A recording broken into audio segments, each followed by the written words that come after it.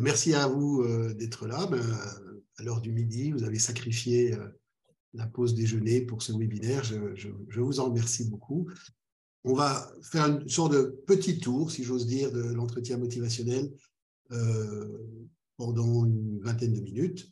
Et puis ensuite, eh bien, on donnera la parole à Marc. Alors voilà, je voudrais vous donner quelques idées sur l'entretien motivationnel pour celles et ceux qui seraient totalement novices. Et puis parler évidemment un peu du guide, puisqu'il y a aussi l'idée de comment est-ce qu'on peut apprendre cette pratique. Voilà.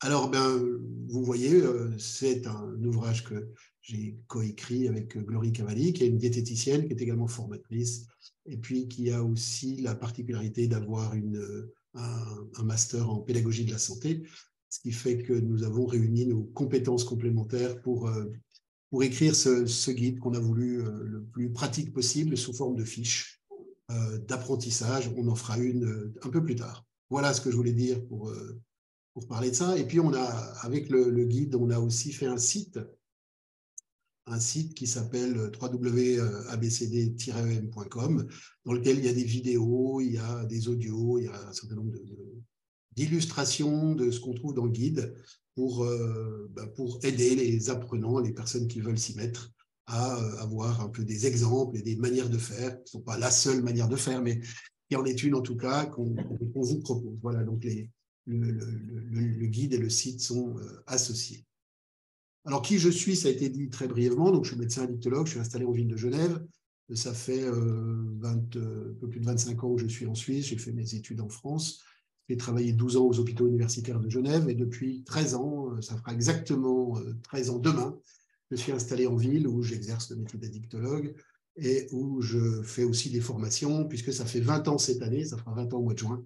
Je suis devenu formateur à l'entretien motivationnel et ça fera 3 ans que j'ai eu, avec beaucoup de fierté, une certification, puisque le réseau international des formateurs à l'entretien motivationnel a organisé depuis 2019 une certification. Donc voilà. Donc ça, c'est mon parcours dans l'entretien motivationnel. Je forme toutes sortes de gens que je rencontre. Ça va bien sûr des soignants, mais beaucoup de travailleurs sociaux. J'ai aussi beaucoup formé de coachs, notamment dans le canton de Vaud, et puis des profs aussi. Voilà. Et puis aussi du personnel pénitentiaire, du personnel de la justice, des agents de détention. Enfin voilà. Donc l'entretien motivationnel, c'est un monde qui est vaste et dans lequel pas mal de métiers peuvent se retrouver. Quelques concepts pour commencer.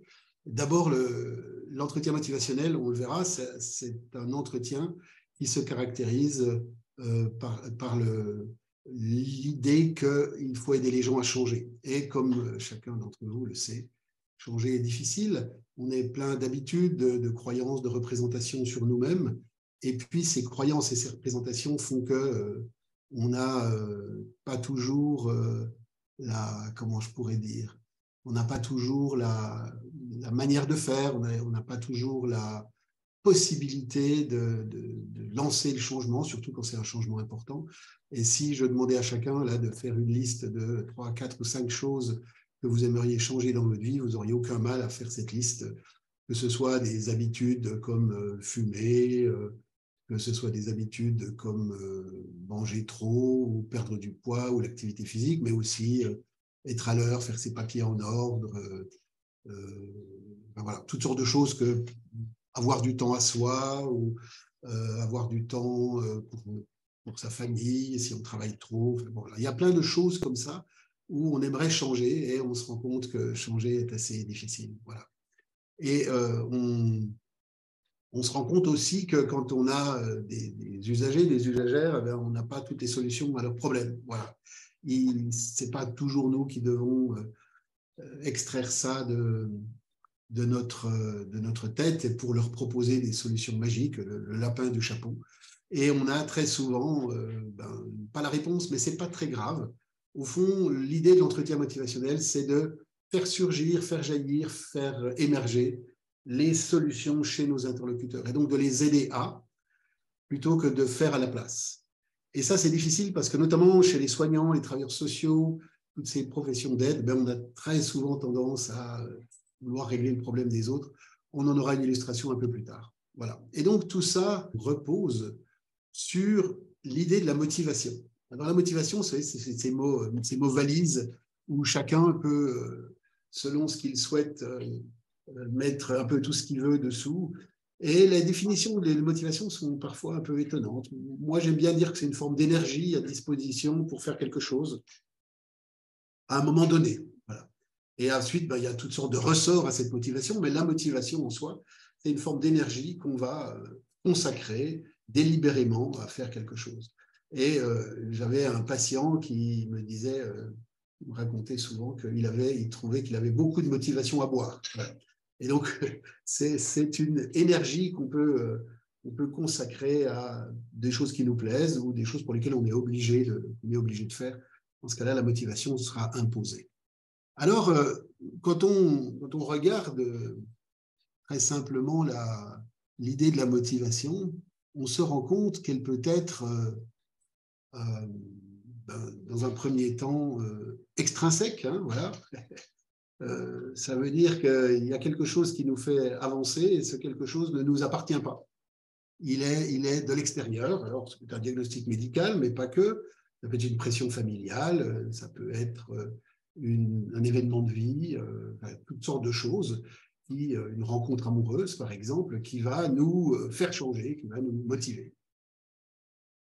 Alors, la particularité de la motivation extrinsèque, c'est qu'elle doit toujours être renforcée, c'est-à-dire qu'elle s'épuise avec la disparition de la cause extérieure. Voilà. Si l'ours disparaît, peut-être le cycliste ira moins vite. Et elle est souvent la première dans l'histoire du changement.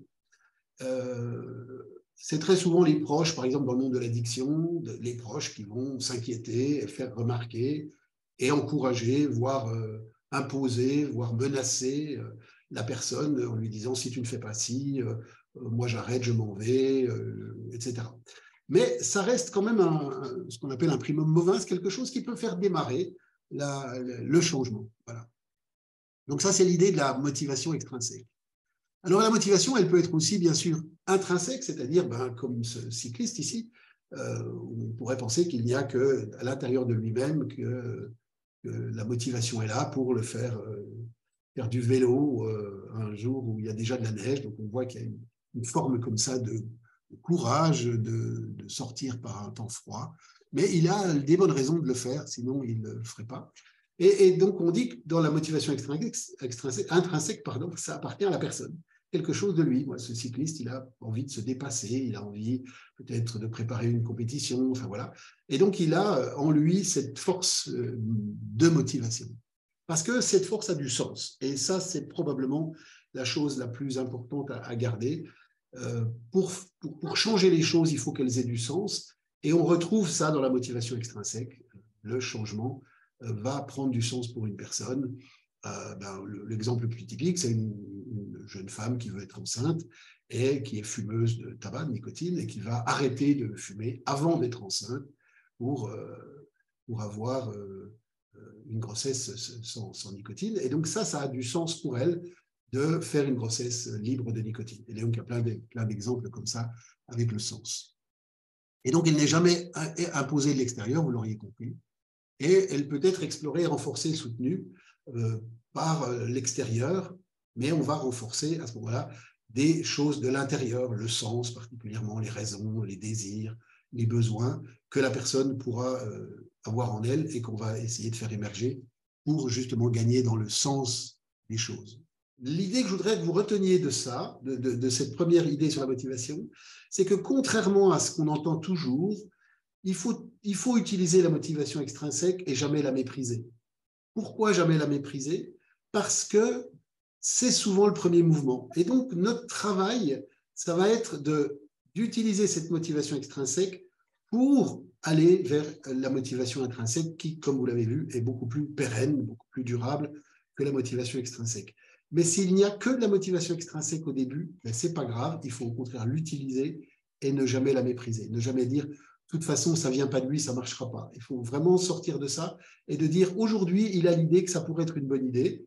Ça lui est un peu présenté de l'extérieur, mais ce n'est pas grave, on va essayer de travailler avec ça pour qu'il l'intériorise.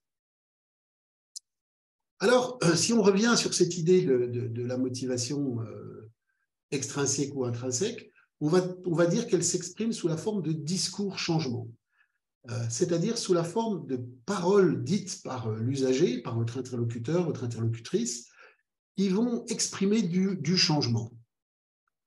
Alors, à gauche, ce qu'on appelle le discours changement, c'est tout ce que votre interlocuteur va dire qui vont dans le sens du changement du comportement cible. Par exemple, une reprise de l'activité physique, ce sera tout ce qu'il pourra dire vers le changement, vers la reprise de l'activité physique. Et bien sûr, il existe le contraire, qui est le discours maintien, c'est-à-dire maintien de la situation, maintien du comportement.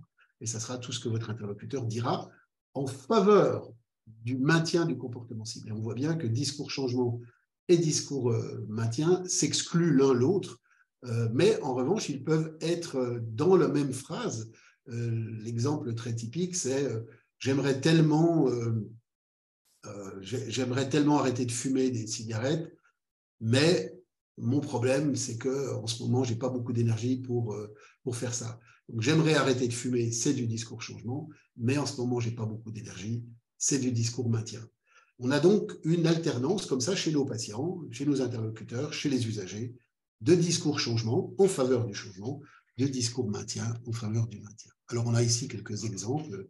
J'aimerais perdre du poids, j'ai déjà réussi à faire l'activité physique, j'aimerais reprendre une alimentation plus équilibrée, je trouve qu'on doit beaucoup se priver avec le diabète, j'ai jamais aimé le sport, etc. Vous comprenez, fumer, ça me détend. Voilà. On a donc ces deux caractéristiques. Alors, et c'est très important parce que on a montré, ça c'est une chose vraiment centrale dans l'entretien motivationnel, c'est que la probabilité de changer, elle est totalement liée à la quantité de discours changement apporté par le patient. Plus votre interlocuteur, plus l'usager va donner de discours changement, plus il augmente la probabilité de changer. C'est un travail qui a été fait il y a une vingtaine d'années et qui montre l'importance du discours fait par votre interlocuteur.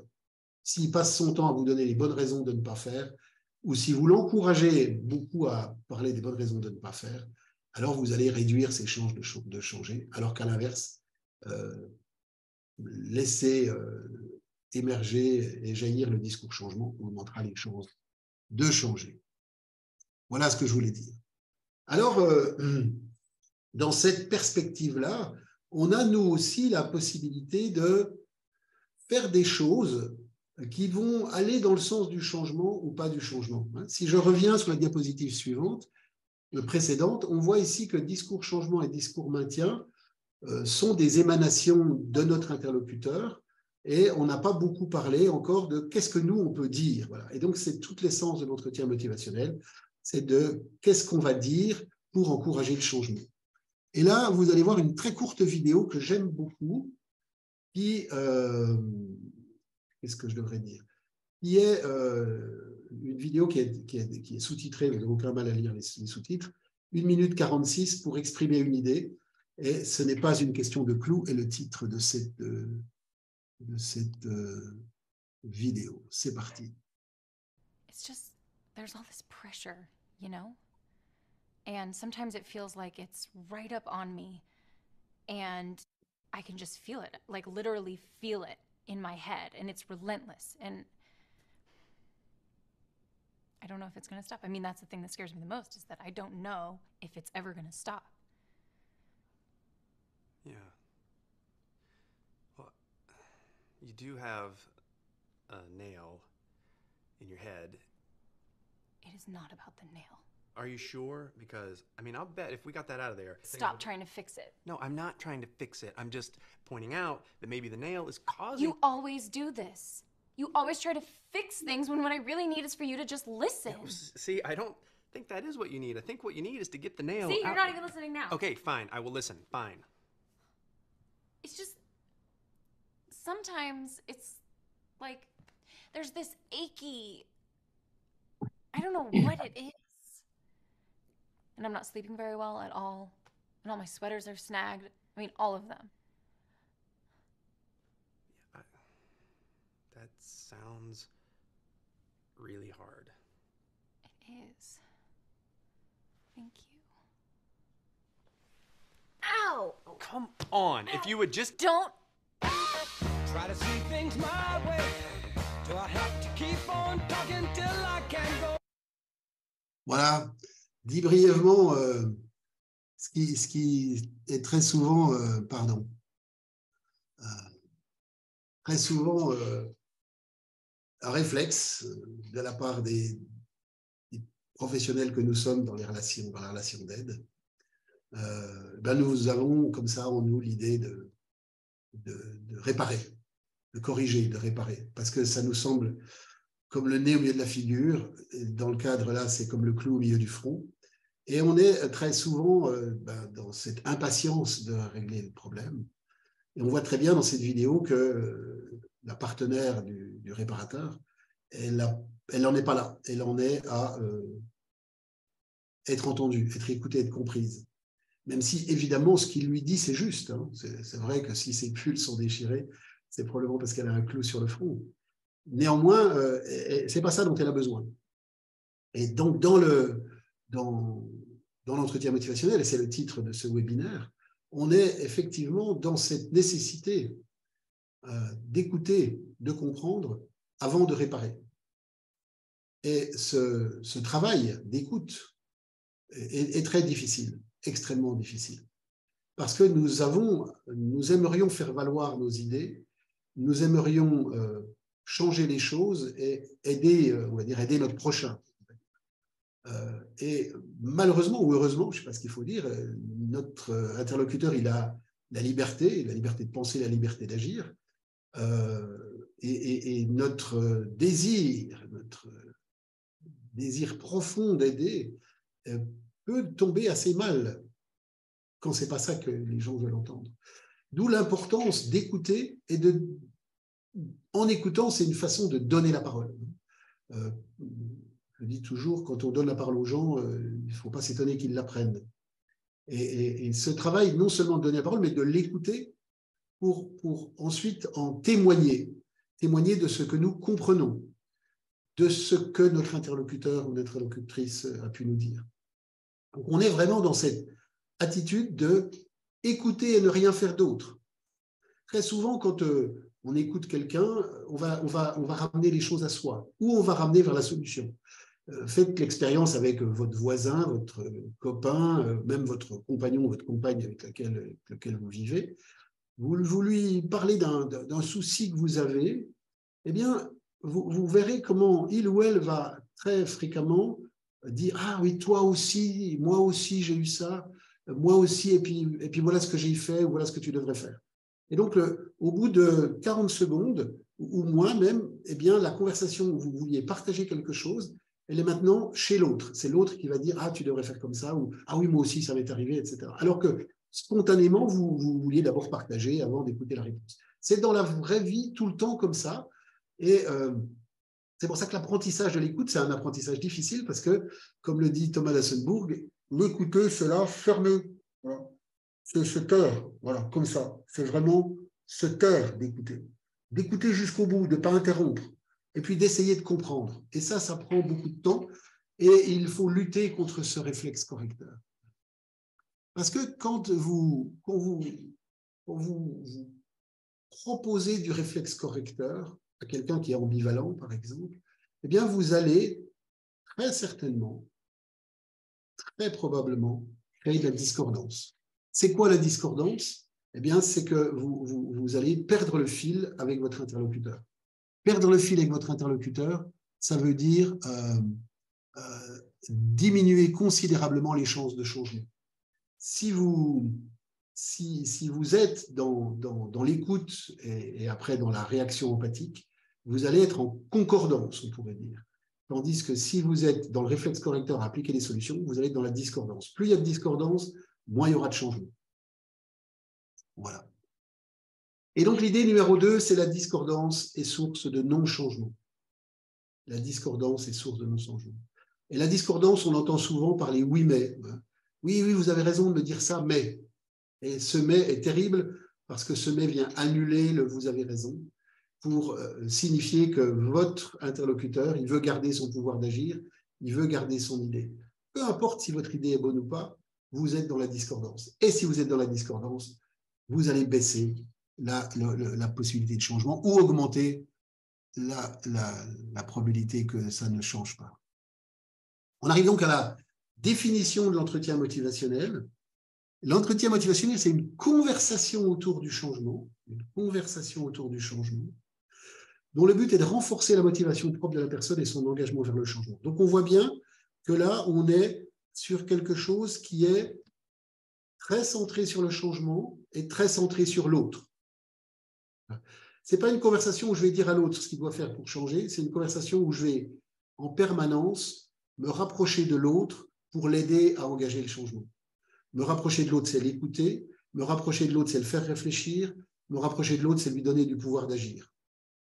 Et avec ces trois choses-là, l'écouter, le faire réfléchir et lui donner du pouvoir d'agir, eh bien, je vais augmenter sa motivation et augmenter la probabilité qu'il change. Alors, le M est né il y a très longtemps, il y a 40 ans cette année. C'est un héritage de Carl Rogers qui est à la source de deux psychologues.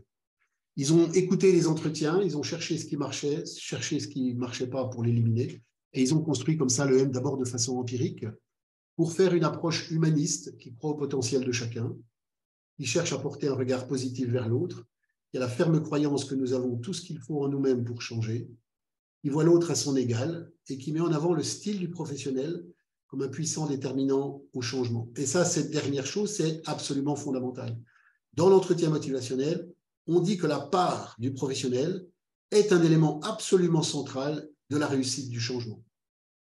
C'est-à-dire que ce n'est pas l'idée qu'il y a le patient motivé et puis il va s'en sortir, quel que soit le professionnel qui est là. On dit qu'il y a des personnes qui cherchent à changer et l'attitude du professionnel va être un puissant déterminant dans la réussite. Donc, un héritage de Carl Rogers, cette approche humaniste, avec l'idée que notre manière de faire va influencer très directement le résultat. Trois choses dans l'entretien motivationnel: l'esprit, on survole des compétences et des processus, et c'est l'association de tout ça qui fait prendre la mayonnaise et qui fait qu'on va pratiquer. On comprend tout de suite que là, il y a beaucoup de choses à travailler parce que l'entretien motivationnel est tout sauf naturel. Ce n'est pas du tout inné, c'est un apprentissage. Ce qu'on fait naturellement, ce n'est pas comme ça. On fait autrement. On peut vivre d'ailleurs sans l'entretien motivationnel, mais si on veut le pratiquer, ça nécessite un apprentissage. Voilà. Alors, je vais passer très vite sur cette diapo. Est-ce que ça marche? Oui. Yes, il te reste 2 minutes. Oui, j'ai fait partir le chronomètre. J'ai 2 minutes 30, moi, 2 minutes 29. Dans 75% des cas, l'entretien motivationnel marche plutôt positivement quand il est bien pratiqué. Et ça, c'est dans des travaux scientifiquement à peu près solides où on peut dire ça. Donc, il y a un vrai intérêt d'efficacité. Alors, ça marche parce qu'il y a une alliance thérapeutique et cette attention au discours changement que j'ai mentionné tout à l'heure. C'est aussi le rassemblement des deux. Un intervenant qui maîtrise bien les affaires relationnelles et qui maîtrise bien toute la partie technique du discours changement. Alors, les premiers constats qu'on pourrait faire de tout ce que je viens de dire, c'est que l'entretien motivationnel, ça marche plutôt bien pour aider à changer. Malheureusement, tout le monde ne fait pas de l'entretien motivationnel sans le savoir. Et donc, si on veut pratiquer l'entretien motivationnel et finalement aider ses patients, une méthode, l'entretien motivationnel, c'est évidemment pas la seule, je parle de celle-là parce que je la connais, une manière de faire, c'est d'apprendre à pratiquer. Il faut donc former les soignants à pratiquer l'entretien motivationnel, car ce n'est pas inné. Je voulais donner la parole à Marc. Ici, c'est une image prise de vidéo, puisque comme Marc vous l'a dit, il est patient formateur, et je voulais rappeler cette vidéo qu'on a faite il y a à peu près 1 an, je crois, un peu plus qu'1 an, pour un projet de e-learning qui était d'ailleurs sur lequel vous pouvez vous inscrire avec la faculté de médecine de Genève. C'est payant, mais en tout cas, on peut faire un e-learning qui donne des crédits, enfin, qui est tout à fait sophistiqué. Voilà. Je suis au bout, je crois. Oui, formidable. Merci beaucoup de m'avoir écouté et je cède volontiers la parole à Marc. Merci Pascal et Marc pour une dizaine de minutes. Eh bien, bonjour tout le monde, je me présente, Marc Albrecht. Je suis un patient alcoolique et qui suis en rétablissement depuis 21 ans, c'est-à-dire que je ne touche plus une goutte d'alcool depuis ce temps-là. Et en fait, ça a été une période de ma vie où le moment où j'ai plus ou moins compris que j'avais un problème avec l'alcool et le moment où ça s'est résolu, il y a eu beaucoup d'années. Et notamment avec des professionnels avec qui ça n'a pas du tout fonctionné, que je me suis plutôt engueulé avec qu'autre chose. Et la chose qui m'a le plus foutu en bas, en fait, c'est le jugement. Il est quand même hallucinant de se dire qu'on vient pour une maladie dans un hôpital et en fait, on se fait juger pour une maladie qu'on a. Et au lieu d'essayer de la traiter, on va, sans vouloir faire méchamment, mais on va faire en sorte que le patient, à la limite, même s'il a arrêté de boire pendant quelque temps, une phrase malheureuse ou un mot un petit peu accusateur, et il n'y a pas de miracle, on recommence à boire derrière. Et c'est vraiment un piège qui est énorme. Il faut bien se dire qu'un alcoolique, il va préférer perdre une jambe que d'arrêter de boire. Ça en est à ce point-là. Pour prendre mon cas, j'ai déclenché une pancréatite.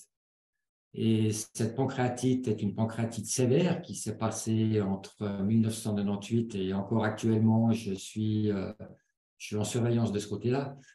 Et au bout de 4 pancréatites, en fait, je me suis rendu compte que effectivement j'avais un problème avec ça. Mais ça veut dire que les 4 premières crises de pancréatite, après, j'ai recommencé à boire tout en sachant ce que c'était comme douleur, à savoir que je pense que pour avoir eu plus de 50 opérations à mon actif, avec des opérations très conséquentes et plus de 4 ans d'hospitalisation, quand je vous parle de douleur, c'est presque un pléonasme, on va plutôt dire que c'est de la torture mentale à ce niveau-là.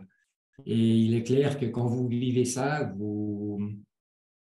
comment vous dire, vous êtes vraiment dans un no man's land où c'est que même vous ne comprenez plus. Vous essayez de comprendre ce qui se passe, mais il n'y a rien à faire, ça ne va pas. On n'arrive pas à se concentrer. Enfin bref, c'est vraiment compliqué. Tout ça pour dire qu'au bout de 4 pancréatites, il y a eu un matin, c'était le 15 novembre 2001 pour être précis, je me suis levé et ne me demandez pas pourquoi, je me suis posé la question à savoir, est-ce que j'ai envie de mourir ou est-ce que j'ai envie de vivre? À savoir que le mardi après-midi, je disais encore à qui voulait l'entendre que personne ne me ferait arrêter de boire. Ce mercredi matin, par la vie, vu que j'étais déjà divorcé à cette époque-là, mon gamin était à la maison et là-dessus, je l'ai appelé et je lui ai dit que papa allait tout faire pour arrêter de boire à partir d'aujourd'hui. Et j'ai téléphoné à mon médecin traitant qui m'a dit que c'était une excellente décision. Et moi, je lui ai demandé s'il avait quelqu'un à me proposer pour vraiment que j'arrive à, comment dirais-je, à essayer de me soigner et puis pas rester dans les travers dans lesquels j'étais. Suite à quoi, il m'a présenté au docteur Gache. Et à partir de là, il y a vraiment énormément de choses qui ont changé. C'est-à-dire que la première fois que j'ai vu le docteur, la seule question qu'il m'a posée, c'est « Bonjour, monsieur Albrecht, comment allez-vous aujourd'hui ?» Et à partir de là, je n'ai jamais eu une autre question que celle-là. C'est-à-dire qu'à chaque rendez-vous qu'on avait, c'était cette question par laquelle il commençait « Comment vous allez aujourd'hui ?»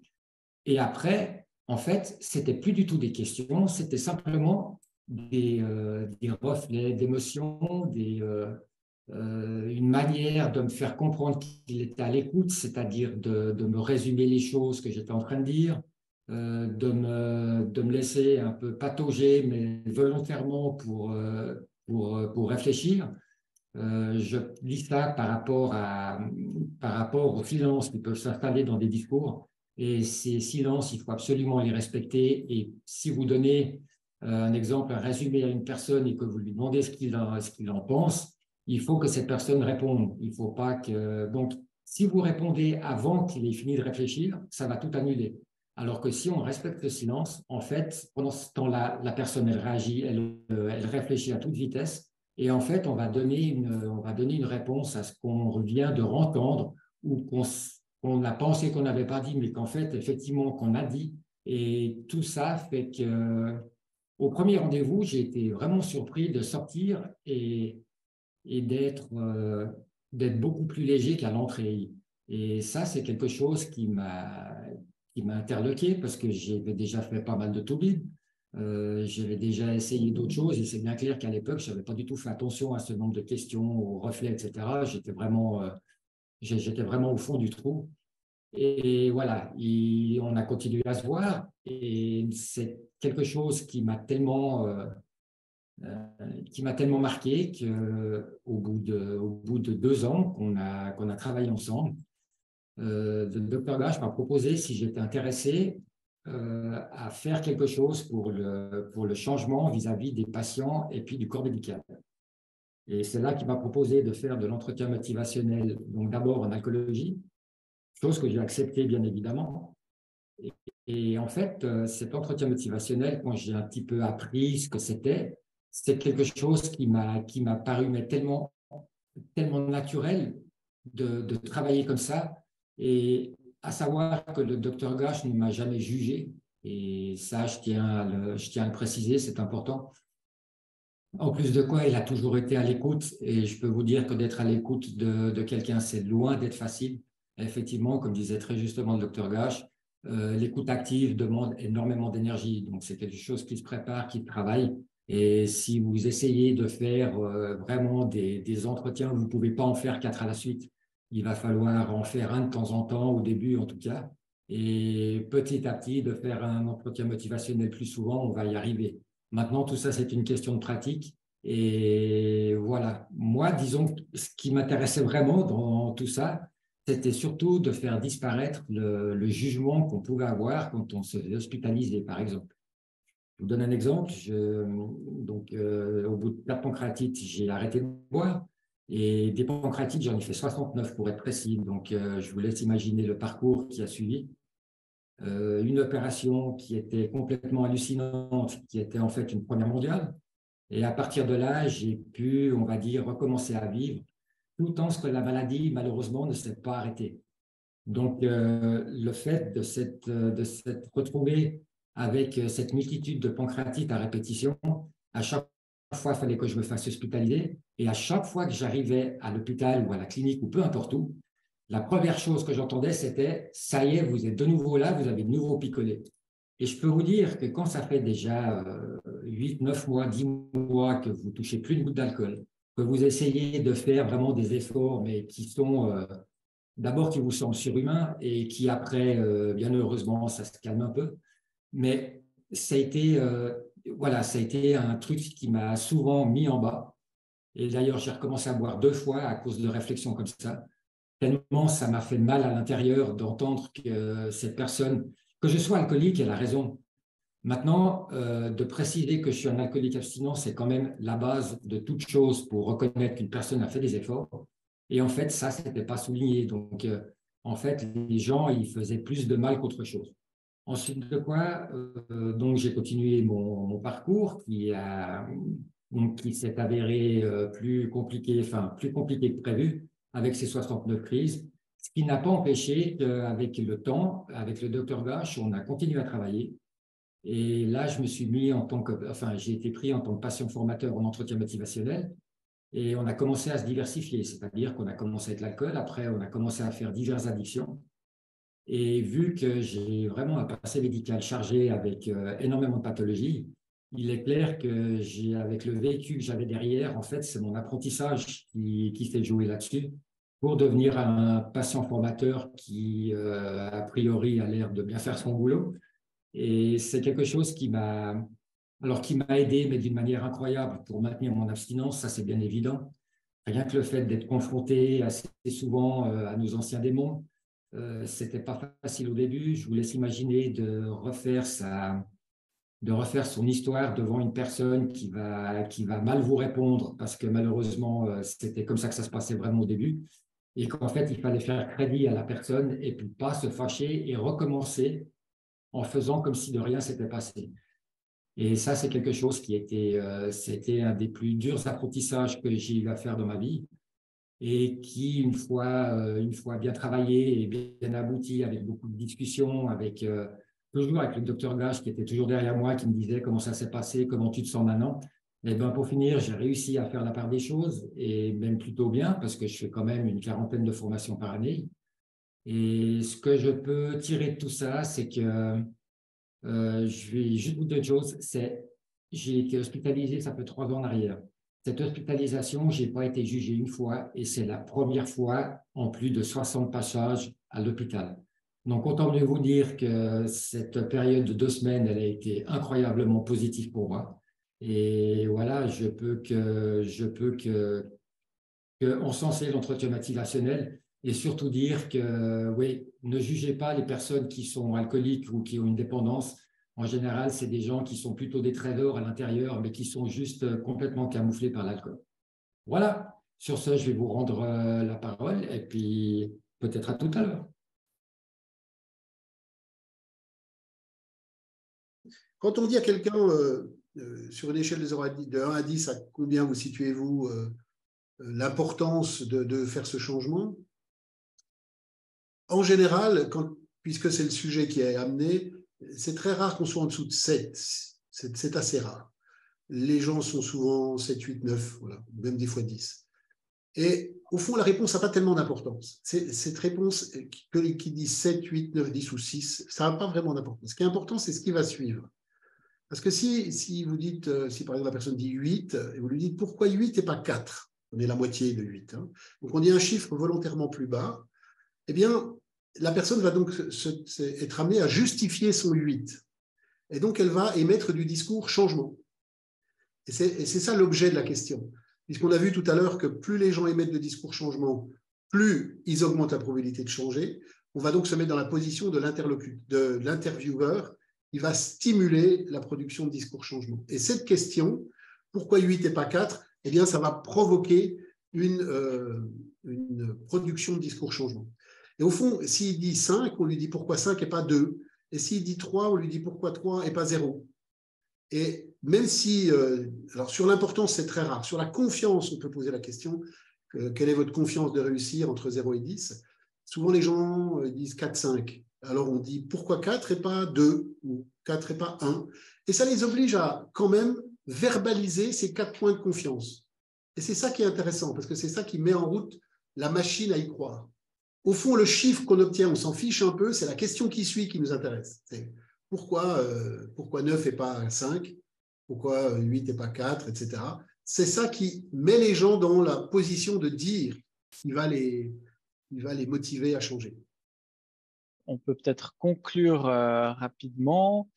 Déjà, en vous remerciant toutes et tous d'être ici, en remerciant Pascal et Marc pour leur intervention. Et puis pour vous rappeler plusieurs choses que je vais mettre dans le chat et puis peut-être ensuite Pascal tu pourras le montrer également. Donc première chose, si vous souhaitez avoir un guide, vous pouvez l'obtenir via Pascal qui peut avoir un prix préférentiel contre toute concurrence. Oui, Donc, 48, vous pouvez… 48 francs voilà. en librairie. Donc, là, donc je vous mets ça aussi dans le chat. Vous pouvez écrire à pascal.gache@gmail.com. Ensuite, deux choses. Je vous rappelle les formations également du GREA que je vous mets sur le chat également. Donc, avec voilà, le prix et puis avec les 2 fois 2 jours pour la session d'automne, ça sera le 4-5 septembre et le 6-7 novembre.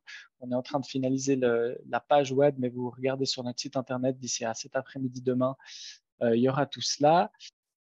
Voilà, moi j'ai terminé. Merci beaucoup d'être venu. Merci beaucoup. On espère avoir déclenché plein de motivation à se former à l'entretien motivationnel. Ça vous donnera beaucoup de grande joie. Je l'espère. Voilà. C'est garanti. Merci et bon après-midi. Au revoir. Au revoir. Bon après-midi.